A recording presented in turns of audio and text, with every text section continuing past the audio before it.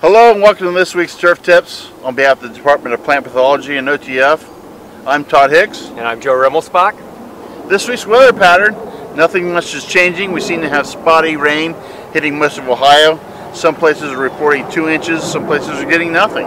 So important this week or in the next 7 to 10 days is watch your irrigation systems. Some of us are getting hit with these heavy rain systems.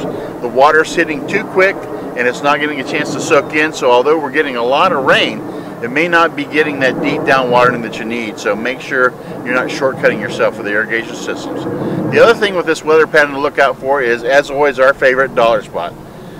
These weather patterns are absolutely perfect for this. And I've heard a couple superintendents say they talked about the perfect summer for dollar spot. Mid 80s, high 60s, middle 60s at night.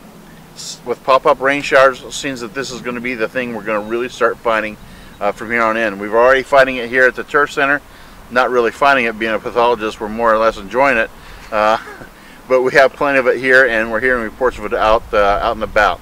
Joe, what are you hearing? Well, to continue on a little bit about dollar spot, I've gotten several samples in from golf courses. One in particular, the sample showed considerable deterioration and sinking into the turf or pitting of it, and in investigating it for various reasons, rates of fungicides were too low and too infrequent.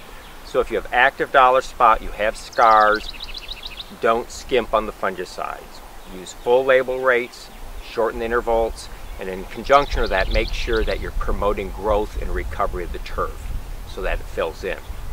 Other things I want to mention about on the golf side, we've gotten a few samples in of creeping bent grass. Not many, but a few that have odd scenarios where there's decline on just the bent grass, not the POA. There may have been some remnants of old damage from leaf spot, but none was active now, and I think a lot of it has to do with fluctuating environmental conditions and various maintenance practices. Also, we got a couple samples in of anthracnose on greens.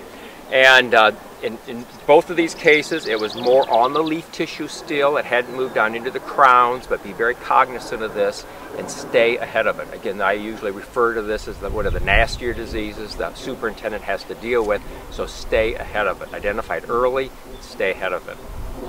The other thing I want to mention is if you're going to send samples in, we are still in business.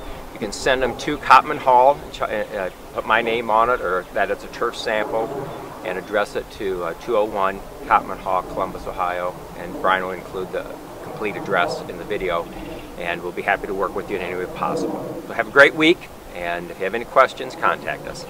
Remember 2 things this weekend. Number 1, we've got a great event going on here in Central Ohio. If you get a chance to spend some time with us down at the Memorial, spend some time. It's well worth your time to go and visit, see a top-notch course, and see those players we get to look at on TV all the time. The second thing happens tomorrow. It's the anniversary of D-Day. You get some time tomorrow, just take a moment to remember what our forefathers, foremothers did for us and provided for us and what we have today. We'll see you next week.